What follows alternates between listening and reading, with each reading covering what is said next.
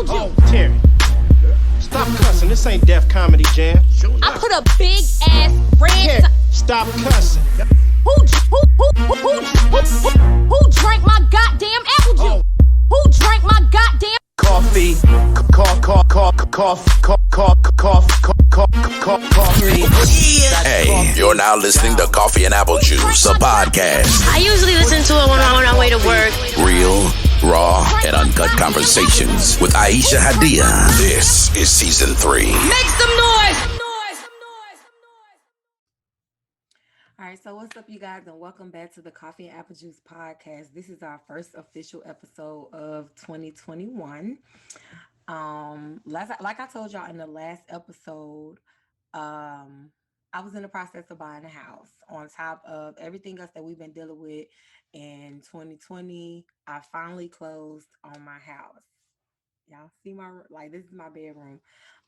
But I was so excited about buying a house that I decided to bring on my realtor on the show to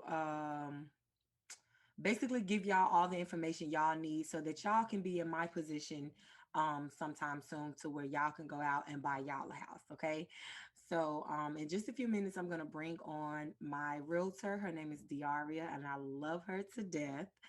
I'm going to bring her on, and then we're going to go ahead and discuss home ownership and information that you guys would need as first-time home buyers. So yeah, let me see if I can get her in here. Hey, D. Hi, how are you? How are you? I'm fine. How are you? I'm good. My day didn't go as planned. I had a showing that ran longer, so now I'm in my car doing this Oh my podcast. God. Do you want to reschedule? Because we can always reschedule. No, we're doing it. Okay. Let's go. All You right. got So, for everybody that's watching, this is my realtor. I owe her like so much because I really love my house, D. Like, oh my God, I love my house so much. And I want to thank you so much for sticking with me because we had a really, really long, trying journey. But I absolutely love my house. My bedroom looks so pretty. Like I love my house. My children, they love it. Um, it was a really, really trying experience, but I so thank you for sticking it out with me.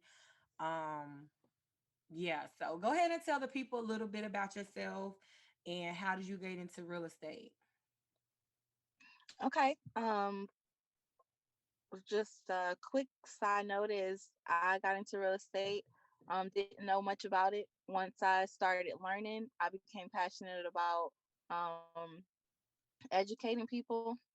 First time home buyers, teaching people things that I didn't know, my family didn't know, things that I didn't learn. I feel like people, you know, want to talk about being a homeowner, but they don't really tell you what you need to know until you're in it, or Yeah, until it's too late or something like that. You don't really find out until you're in it and you're like, oh, I didn't know that. yeah. I learned a lot. Like my house was a new construction, so it was built from the ground up. But even getting in it, everything wasn't perfect. They still ain't came out and painted my bathroom wall, but that's another conversation. Yes, they still haven't. But anyways, that's another conversation. Um, so what I did was I took to social media and I gathered a couple questions that I just felt like was repeatedly being asked by first time home buyers. And so with your expertise, I just wanted to kind of bring you onto my podcast to let you answer these questions so that a lot of people that are interested in purchasing home, whether it be their first home or their third home, I just feel like it's a lot of information that is being misconstrued. That you being a realtor, you deal with this stuff every day. You deal with the lawyers, you deal with the lenders. So I feel like you would be a great expert to kind of come on and just let's clear the air. Let's get all these questions answered so that someone who's listening, who's looking into purchasing a home this year, will be able to have the knowledge that they need to go into the situation with eyes wide open. Okay. Mm-hmm. All right. So our first question would be is what's the first step that a potential home buyer should take when it comes to wanting to buy a house? So they wake up one morning and they say, "Hey, I think I want to buy a house this year." What is the first step that they need to take to start that process to home ownership? Okay, so good question. So, first step that someone should take is come up with a plan, have a timeline. If they wake up and say they want to be a homeowner, they need to come up with a timeline. So then that helps them kind of facilitate what is needed. So if they wake up and they say, okay, well, I want to buy a home, if it's January 5th, they say, I want to buy a home in August. First thing would be to talk to a lender. Um, find out what your credit score, your FICO scores, have some kind of knowledge of that. You also want to make sure that you have a good working history, verifiable income, W-2s, tax returns if you're self-employed. You want to do all of those things. You want to make sure you know what's going on. Also want to have money saved. First. That was I would say that too. You can't just wake up. It's some rare cases, but I'm not a person that tells someone, yeah, you can buy a house with $20.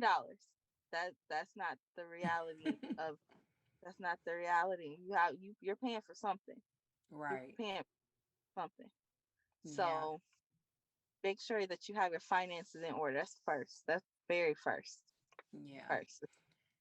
When I decided back in January that I wanted to become a homeowner.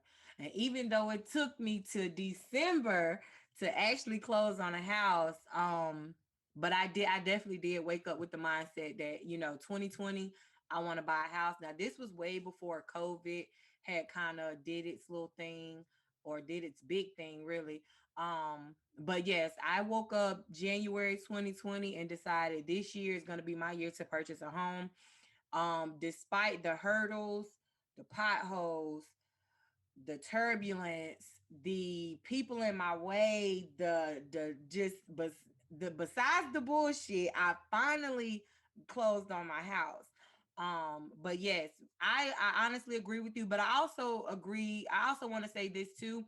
When you decide that you want to purchase a home, you have to change your mindset too. I know with me, I had to change my mindset when I'm becoming a homeowner. A lot of things has changed for me. Like you said, finances, get your finances in order. So that means I used to buy clothes on a weekly basis before I bought my house. Now it's like I'm buying clothes on like a monthly basis. Like, okay, I really like this shirt, but can I really afford to buy this shirt? Instead of just paying for it right now, let me go ahead and put it on layaway and then purchase it, a couple weeks from now. So it's like my spending habits have changed. I value my money. I value things that you. Okay, so if I was just renting a house, it's one thing, but I own this house. This is mine. So, I take a little bit more pride in it. And I just value a lot of things a little differently now. I actually have something that I can leave behind to my kids. So I take pride in my house. I can't say it enough. I love my house, girl. I love it. Love it. Okay. Love It's it. you. I like the little chair thing you got back there. I'm like, ooh, Thank that's you. nice. Oh, and it lights up and everything. So this was I bought. Okay, so when I first started the journey, I was like, okay, let me start buying little pieces, to put in my house.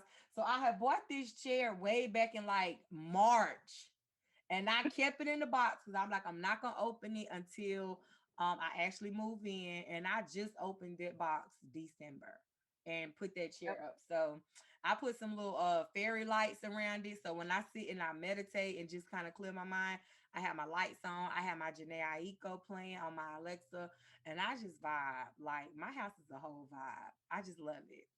But let's get back Yeah. to these questions because I want to educate the people on purchasing a home. All right, so let's talk about credit. What's the required credit score to purchase a home now? Nowadays, because I know it.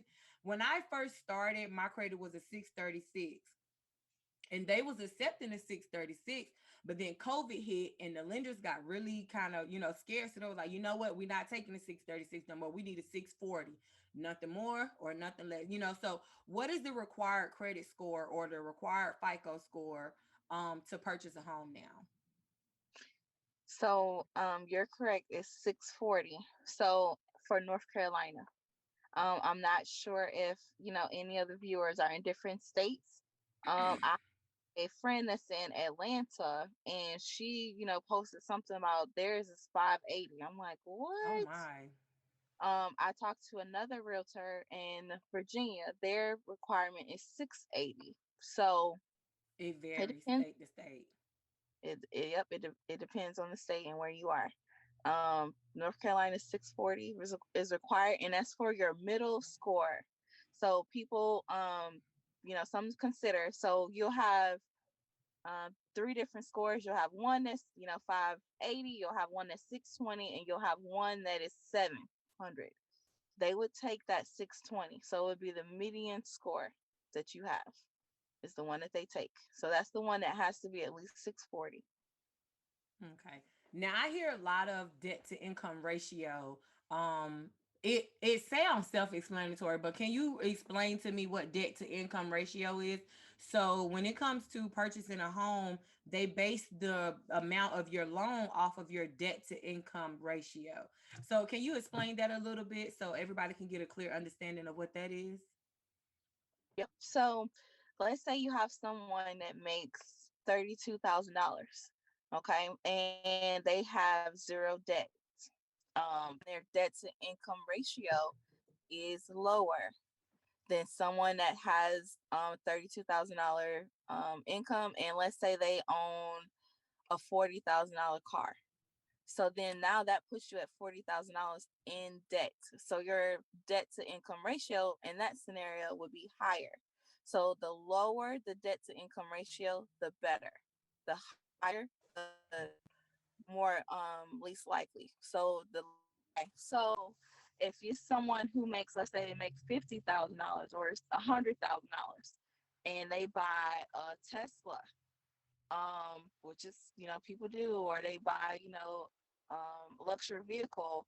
Yeah, they have the income. Their salary might be $100,000, but their debt might be 80,000.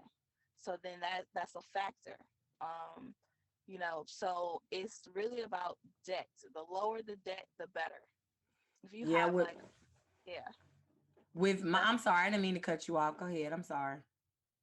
right. So we can use you as an example. Like your debt to income was lower, and so it made your loan amount higher. Yeah. So with my debt, the only debt that I had was my student loans. Like I told you guys last episode, I was so adamant about buying a home that I just cleared up my own credit. I was paying things off that was on my credit. So the only thing that's on my credit right now is my student loans.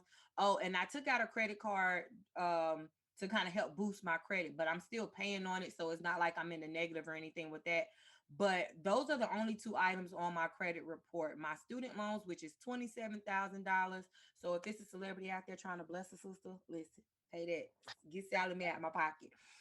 But yes, my student loans is the only debt that I have, and my income is more. I make more in income than I do in my debt. So my debt to income ratio was lower, which gave me, which was good in my case because I was able to get approved for a higher loan amount so that I can purchase, I'm gonna say, a house that I like. I need a house with space because I have 4 children. So yes, thank you for answering that. All right. So the next question is, let's talk about these loans. So a lot of the two most popular loans that I hear about is conventional and FHA.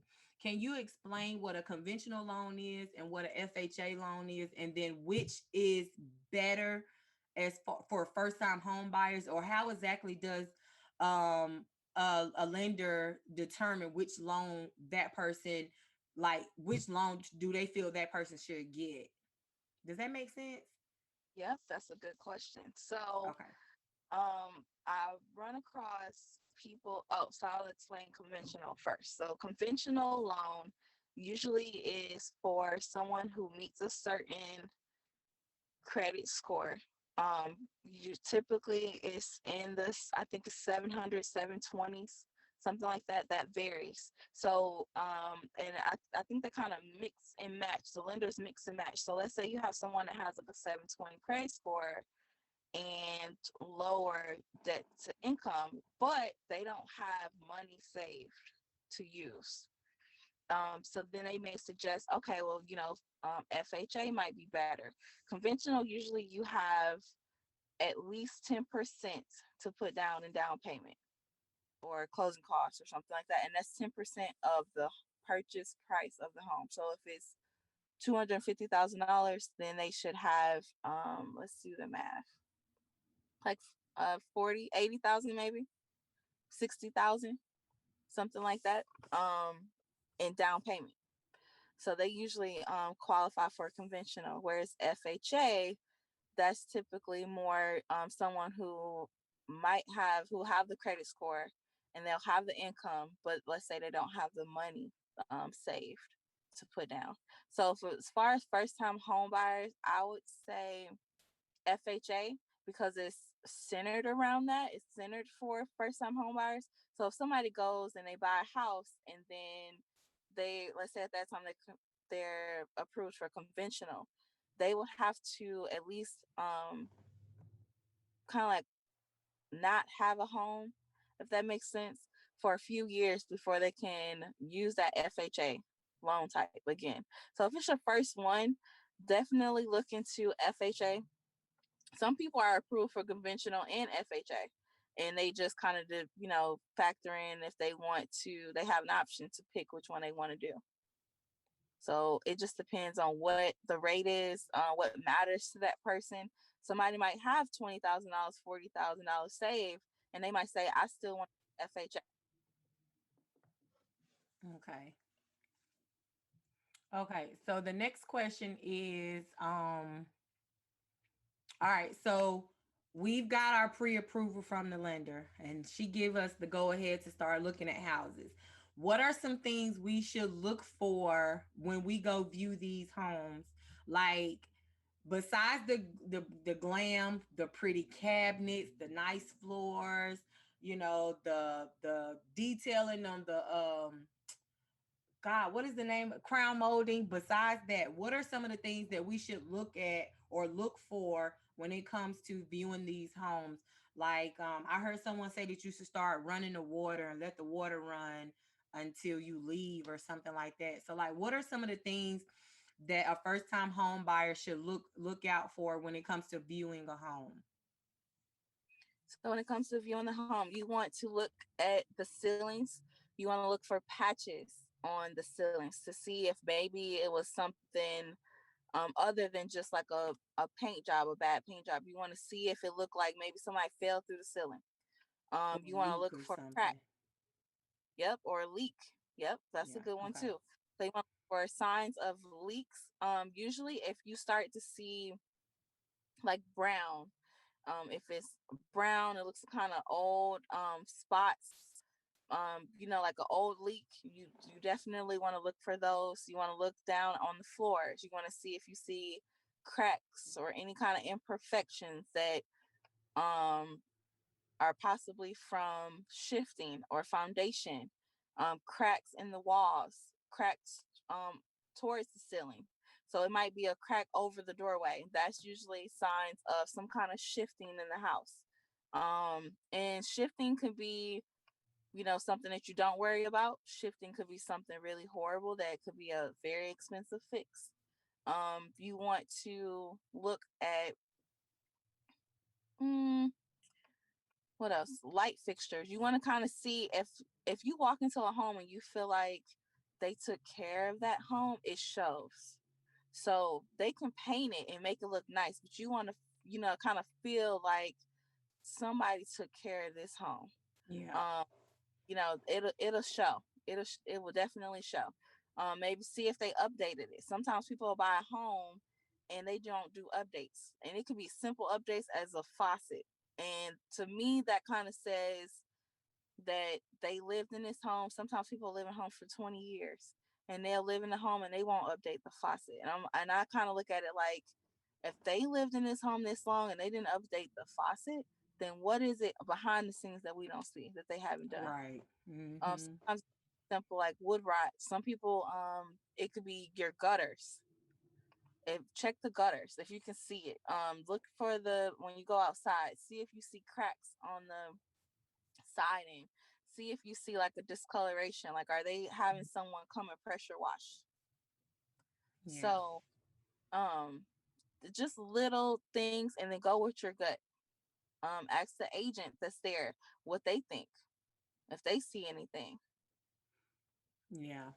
Because even though this was a new model, I still had a few questions about a few things, but my questions were a little petty, like how the soft close drawers didn't close softly, so or it didn't close all the way, or just little minor stuff. But I can say that the builder did a really good job with my home. But that's why inspections are important too. So when it comes to home ownership, depending on the house that you're thinking about buying, you are required to get an inspection done so that you can kind of have it on paper some of the things that may be wrong with your home. So that's why that's important. And even though my home was a new construction and I wasn't required to get one because the city did one, I still feel like I should have got one done, just for my own sake, because I don't know, I just feel like I should have got one done. But I have already put it in my mind that every 5 years I'm gonna get an inspection done on my home, just to kind of keep me up to date or in the know with anything that may be going wrong, or just things of that nature. So yeah. Right. But Really quick that I want to say, um, for you, you have new construction and you had issues. Do you remember that yes. first night, that first couple days, you had issues in your house, and it's kind of Hmm. like new construction. Like, why are we dealing with not having heat?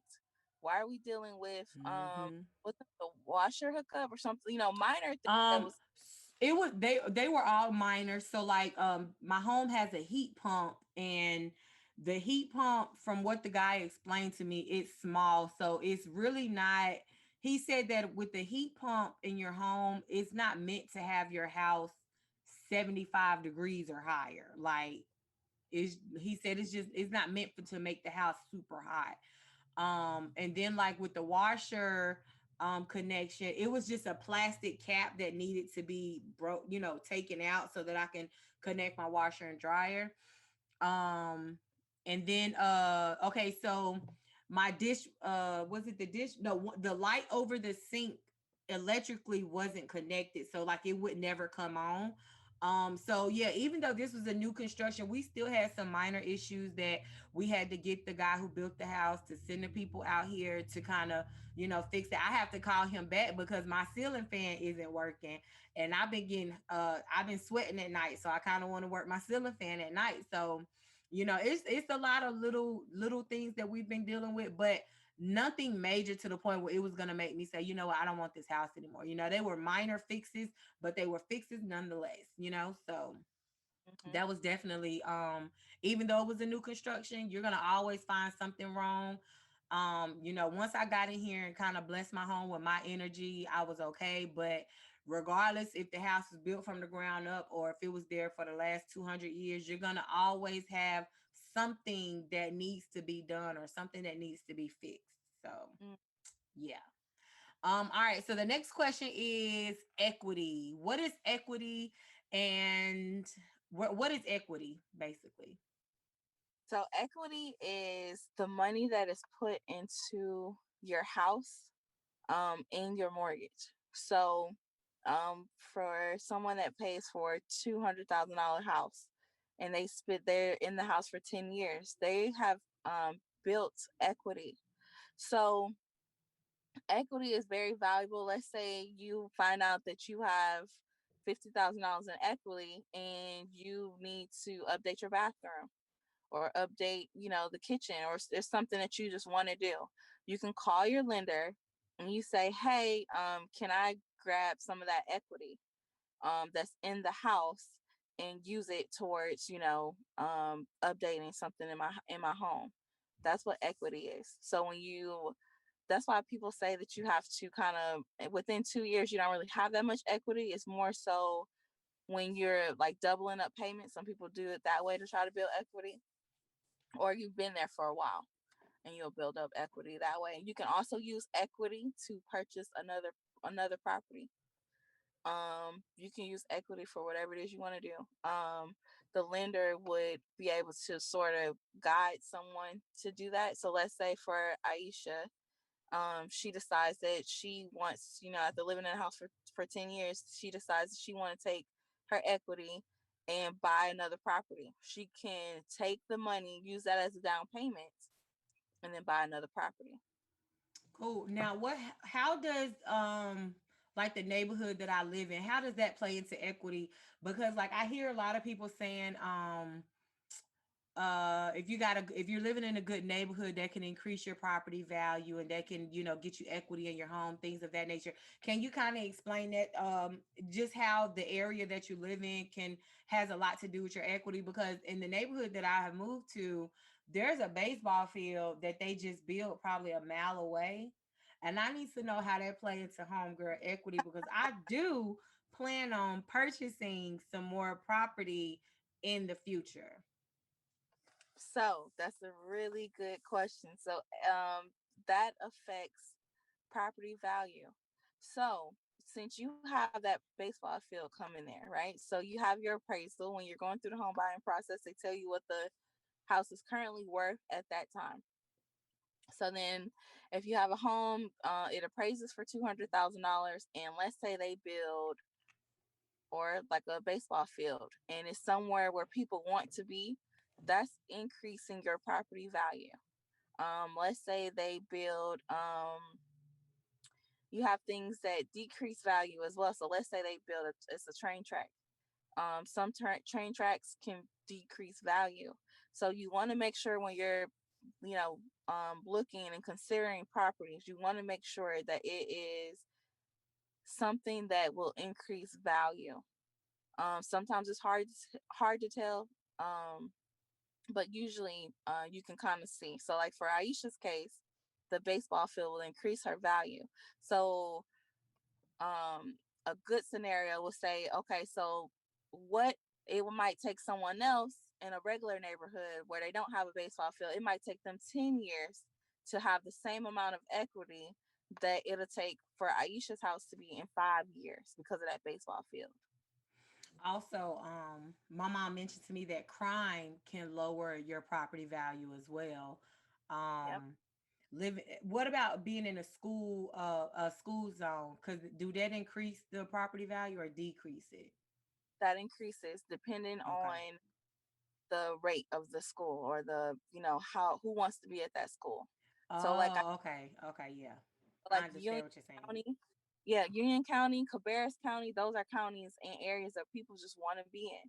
So it has a higher potential to increase because of that. So it's a number of factors that will increase or decrease. I tell people to stay up to date with the neighborhood. Learn Okay. when it's time to sell, when it's time not to sell. Okay. All right. So I was just pre-approved for a loan. What are some things that home buyers, while they're in the process of buying a home, what are the do's and don'ts of while you're in your home buying process? I was trying to buy furniture like 2 weeks in, and that was a no. So what are the do's and don'ts when you're in the process of buying a home? Like, you've been pre-approved by a lender, you just waiting on them to dot the I's, cross the T's. What are some things that home buyers need to know not to do, and what is okay for them to do during the process? Oh, that's a good one. Okay, so during the process, what is okay for you to do? It is okay for you to pay for regular things. Like if you wanted to go out to eat, you can do that. You can save your money. That's that's what you're supposed to do. Save your money. Save, save, save. So if you can cook more at home or eat cheap, that is always definitely a on the do side. Do always save money. You need money. Don'ts. I have a bunch of those. Don't apply for any type of credit card, any type of I don't care what they tell you. Anything that you got to put your social security number on, don't do it. Do not do that. I don't care if it's your mother comes and they say, "Well, I really just need a co-signer." Do not. You no. Do not do that. Don't do that. Do not switch jobs. Please don't. Don't do that. Do not. That's a definite do not. Do not switch jobs. Do not switch careers. Do not try to lie and hide what you do. That's because we're gonna find out. Don't do that. That will delay your closing or potentially hurt your closing. Um, do not lie. Don't try to. Let's say you have like multiple streams of income and you try to hide it some kind of way. If the lender finds out, that's potentially hitting on mortgage fraud. Um, it's a bunch. I have a bunch of do nots. Do not apply for anything or buy anything. Like I had to tell Miss Aisha on the day of closing, or once you have close. She got her clear to close, and she was ready to go to the mall. Or I just wanted some furniture. Like, so during my closing, my stove at the house that I was living in, or before I closed, my stove at the house that I was living in had like went out on me. So I wanted to either go out and buy a new stove. Like I was so ready to just spend money, but I had to, honey, that little money was burning a hole in my pocket. Like we ended up eating out or cooking at my mom's house for like almost a month because I didn't want to do nothing that was going to potentially keep me from closing. Because, mind y'all, I had started this process back in January and February. And here it is, September. I finally found a house that I was, really in love with no issues. So it was like, it was taking everything in me to just stay focused. Like, okay, I found the house and I know how I'm going to decorate it. So I need to go buy furniture and I need to get this and I need to get that. Like, I was just so ready to spend. But you kept telling me, no, no, no, Aisha. No, don't spend it, Aisha. You don't need the furniture right now, Aisha. Let's get you in the house first, Aisha. So when they tell you not to spend, they really mean it. And I really think it's a test of the will too. Like we know you want to go out and start buying stuff, but are you really, really, really dedicated to getting this house that you're not gonna just spend no money? So well, it was a test of my will. Cause mind you, I was going shopping every week. My rent was like almost half the amount of my mortgage now. So I had extra money to spend. Like I was buying shoes and clothes and eating out maybe 2-3 times a week. Just spending frivolously. So it's like now that I'm in the house, it's like I have to be mindful. So I'll probably order a pizza maybe once since we've been here. I think my daughter had some money, so she ordered a pizza once. But for the most part, I've been trying to like cook. I haven't been going out. The only shopping I've really been doing is like getting the house together, getting things that we need. But for the most part, I haven't been eating out. I've been cooking. I don't care if it's something as simple as a sandwich. Let me eat this sandwich before I go to work so I don't have to stop and get me nothing to eat anywhere because I have to treat my bank account as if it's a couple zeros less than what's actually in there. So yes, do not go out and buy anything. If it requires you to put your social security number on it, look, don't even do it because that's gonna mess you up in the end. So I learned, even though it didn't bother me, like I didn't get in trouble or anything because I didn't spend till after I got into the house, but even still, don't buy it. It's not worth it. Get your house first, then go out and purchase whatever you want. I also want to add in there too. Aisha's a homeowner, so if let's say, and so the things that were wrong with her house are covered under the builder because he agreed to a 1 year warranty. I will give her like a little disclaimer on that. So if she wouldn't have had a warranty and a builder that was cares about Jason. what we're done, then she would have to pay for that. So let's say the water pump or something goes out or the water heater goes out, that's coming out of your pocket. That's your house now. You don't have somebody else to just call. That's you. Mm-hmm.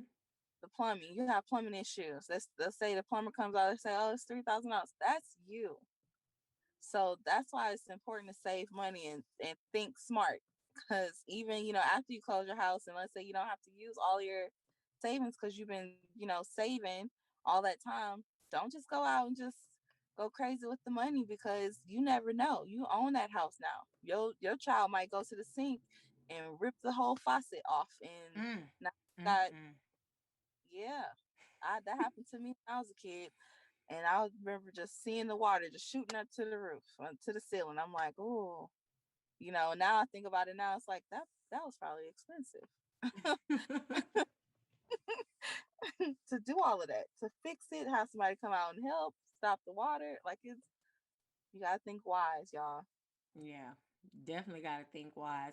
One of the things that I've gotten in the habit of doing is once I found out how much my mortgage was going to be, um, okay, so for example, let's say my rent was $500, but my house payments was going to be $1,000. So before I closed on my house, what I got in the habit of doing was not only was I going ahead and paying so back in August, I paid my rent up to like November. So all the money that I was making at work, I was able to kind of stack that a little bit.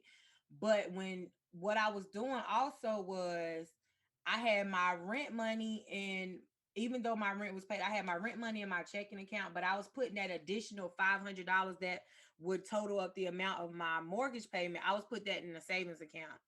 And it's like once you start saving and you realizing what you're saving for, oh my God, it just like I'm in love with saving money now. Like I really enjoy taking a couple $100 from my paycheck and sticking them to the side. I have this model where I'm going to pay myself first. So before I pay Duke Energy, before I pay the gas company, before I pay my cell phone bill, I'm going to make sure that I get paid first.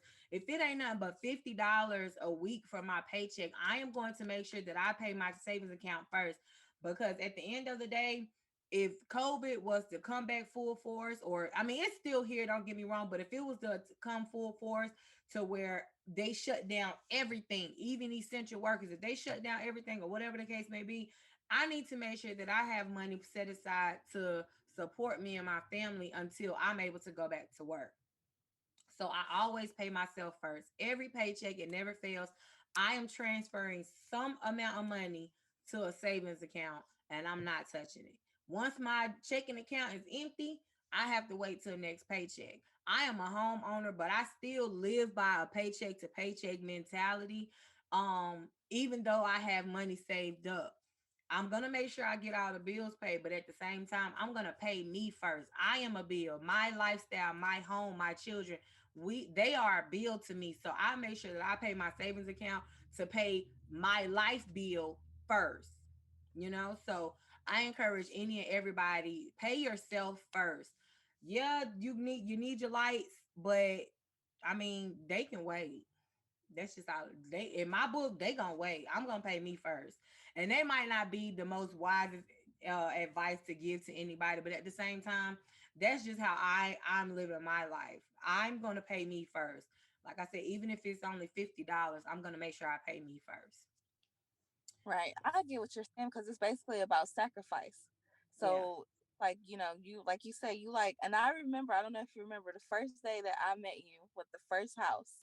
You told me then, you said, I like to wear my money. I like to buy myself some shoes. And because every Yes. time I had on some cute Mm. shoes, some nice in shoes, some kind of nice sweater or something, leggings, like it was always so cute and matched up.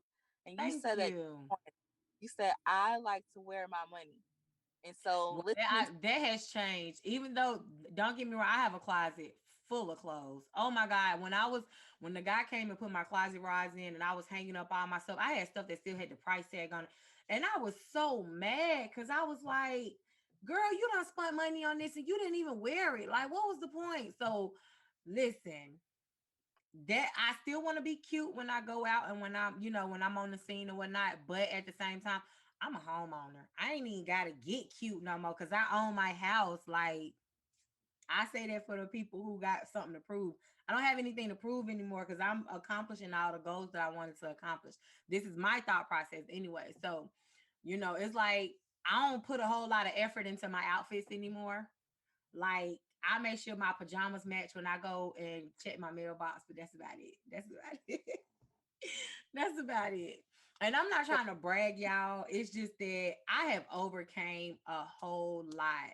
Like 5 years ago, I was living in a government assistant apartment where my rent was $50 and $75, and it was still a struggle for me to pay that. So we're talking just a 5 year difference, and I already own my own home. Like that's big for me, So I'm not trying to brag. It's just that looking back on the steps that I had to take to get here, I can toot my horn just a little bit, because single mother, 4 kids, doing it by myself. I went back to school, became a massage therapist. So I'm licensed in my career. Like I have a lot of things to be proud of myself for because I could have stayed in the position where I was at and just been confined to that particular lifestyle, but that wasn't me. I want better for my kids. I want it better for myself. When you living in those type of situations, like every time I turned around, I was pregnant with another baby. I'm not required to work. I just got to come up with $75 a month and I don't have to work. What? Every time I turned around, I was pregnant because I was always being laid up with my boyfriend or whatever man I was with at the time. So it's like, I decided that I didn't want to live like that no more. I decided that I wanted better for me, but not only that, I wanted better for my kids. But once I got better for me, then I can be the example or the role model that my kids need me to be for them. I don't desire a lifestyle where my kids is praising celebrities and singers and rappers. I don't want that. I want them to praise me. I want them to see my work ethic and see how hard that I'm going in the paint for the things that I want. And I want them to work just as hard as I am. So 5 years ago, I was in a government assistant apartment where I wasn't required to work. I didn't have to go back to school. I didn't have to do anything. Because I had kids and my income was low, they gave me an apartment for cheap. And that's fine, but at the same time, look at where it got me. I was every time I turned around, I was just stagnant in that one position. So once I decided I didn't want to live like that no more, I walked out on faith. I went back to school, found me a little trade, started working, making a little bit more money, and then I moved my kids out.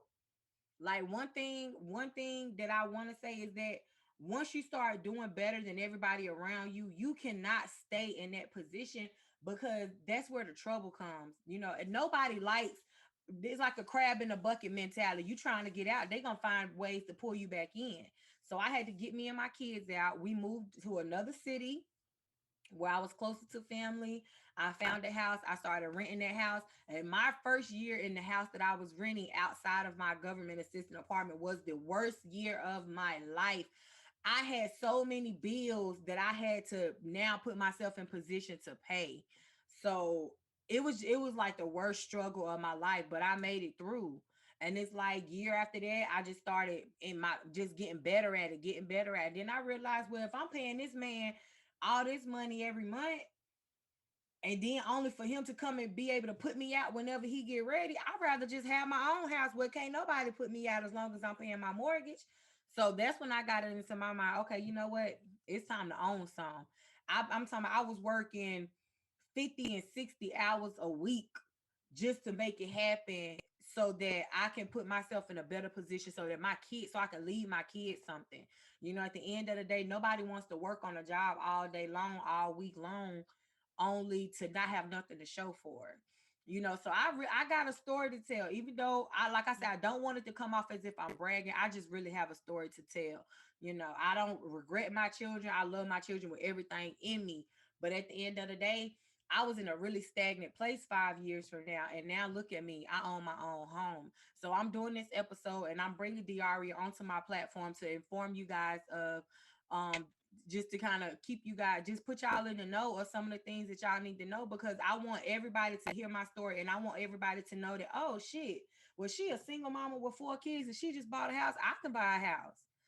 Like this is possible. It's just a lot of information that's being thrown around that is not accurate. And so me being that I know the information and I've experienced it, I want to put my story out there to y'all so that y'all can go out and do the same thing that I did. But first, you have to change your mindset. You have to get to the point where you just tired of being where you at. And once you at that point where you tired of where you at, you tired of what's around you, and you want to change that, that's all it's gonna take to move you forward. That's all it's gonna take to move you forward. All right, so D, I got one last question for you, and then I'm gonna let you go. And this question is about interest rates. So I got a really, really low interest rate. My interest rate was 2.25%. That's Ooh, low. Yes, girl. yeah, yes, 2.25%. So that's low. I'm sure it could go lower than that, but with the market that we were in, that was really low for me, and that was a blessing.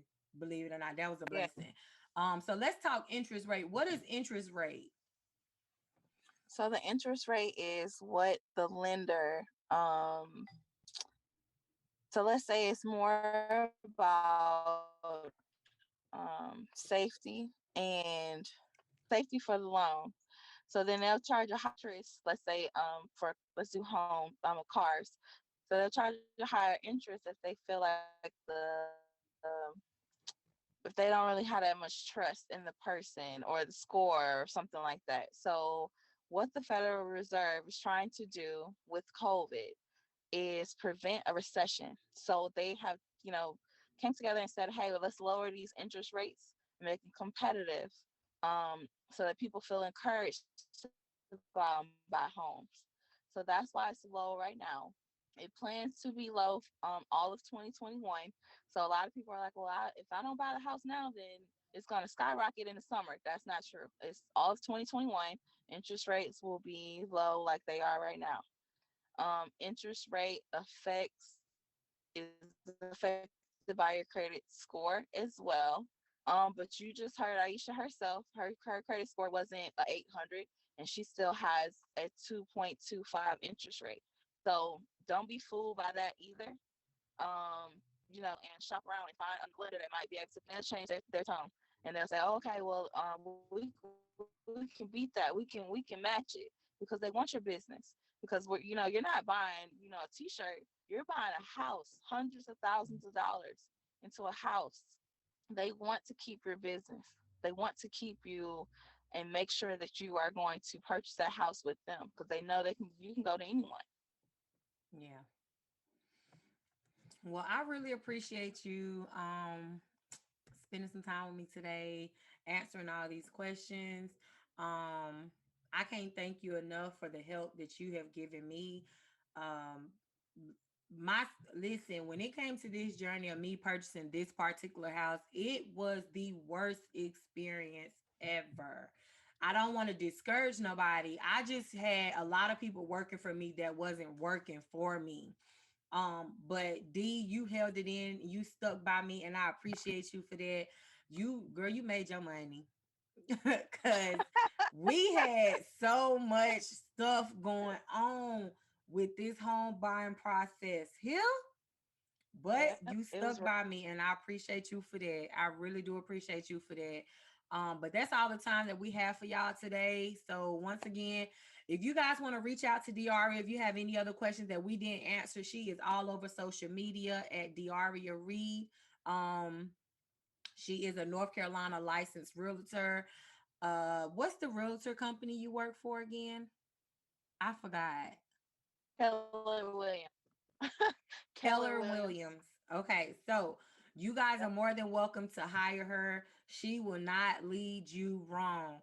With the realtors that I had before her, I just didn't feel like they was working for me. I had one realtor who would have sold me a cardboard box if I would have let her. And I can't work with nobody like that. I need somebody who is going to put themselves in my shoes and tell me, well, you know what, I'm gonna be honest, I wouldn't even buy this. You know, like, so if you want somebody that is going to work for you and work with you, hire her, because I'm telling y'all, she is the best that I've dealt with. And I've been through 3 realtors this whole process. She was number 4.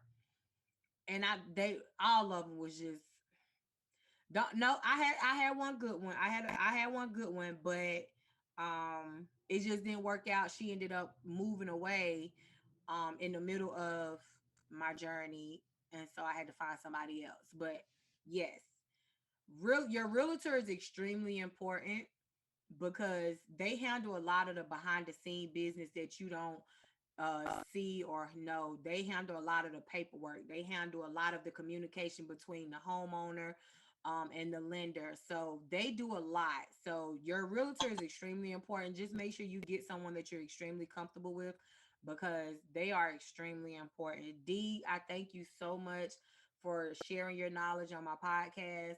I look forward to speaking with you again in the future. I hope that you have a blessed and Yes. prosperous career in real estate because that is definitely your field. You deserve to be there.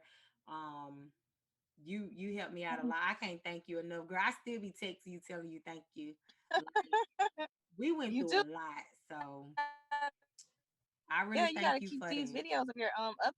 Yep, of course, of course. I want some pictures of your room too, cause I like it. Oh, I definitely will. I definitely will. I like this Zoom, but if your internet is buffering, it can be a really big headache. But thank you so much. I really appreciate you. Um, so yeah, I'm gonna go ahead and get off of this, and then I'll send you a copy of this once I finish editing it and everything. Okay. Okay, All right. Thank you. thanks. Yeah, thank you.